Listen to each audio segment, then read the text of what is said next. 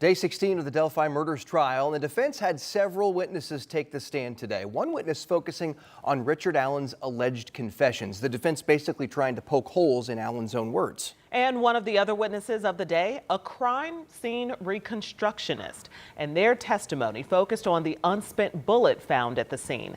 13 News legal expert Katie Jackson-Lindsay is here to analyze today's happenings. And Katie, it was a Harvard medical school psychiatrist that testified on the impact of solitary confinement. So do you think the defense has been able to successfully poke holes in Richard Allen's alleged confessions?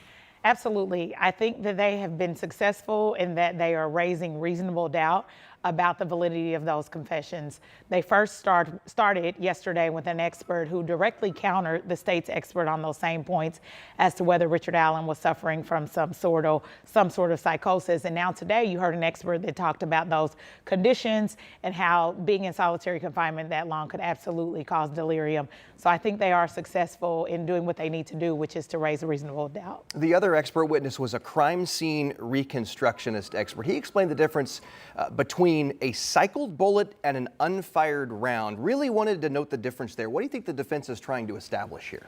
So I think what they're establishing is the analysis that was done by the firearms expert for the state is not common analysis, and it wasn't sufficient to produce the results that she's testified about. What he essentially said today is that it was like comparing apples to oranges. They're not like things. And in this sort of analysis, you should compare one thing exactly to another so that you have sufficient results. And he concluded that those results were not sufficient.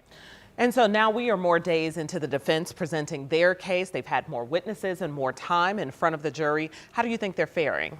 I think they're faring well. We have to remember when it comes to the defense's case, they don't have to prove anything. They don't even have to tell a cohesive story. Their main goal is to point out to this jury that there is reasonable doubt as it relates to the state's evidence. Because if there is reasonable doubt, they have to find Richard Allen not guilty.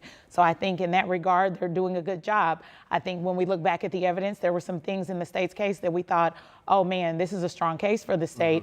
And now the defense has sufficiently called in to question those issues and those facts. So I think they're doing a pretty good job. All right, it'll be in the hands of the jury before we know it. Very soon. And we saw the jury asking way more questions today. And so I think at the end of the day, you want to know that they are paying attention, that they are following along. And we've seen the jury asking questions every day. They've been very involved in this. They have been, and that is any attorney's dream. Any trial attorney wants to know what the jury is thinking. They want to know what they need to tie up, what they need to follow up on, and the jury's given us a good idea of what they're thinking. And most importantly, they're keeping an open mind, which they should do until all the evidence is in. Yeah, you want to feel like everyone's being thorough. Exactly. This is Katie Jackson-Lindsay, our 13 News legal expert. Thank you. Thank you. Thank you. Sean?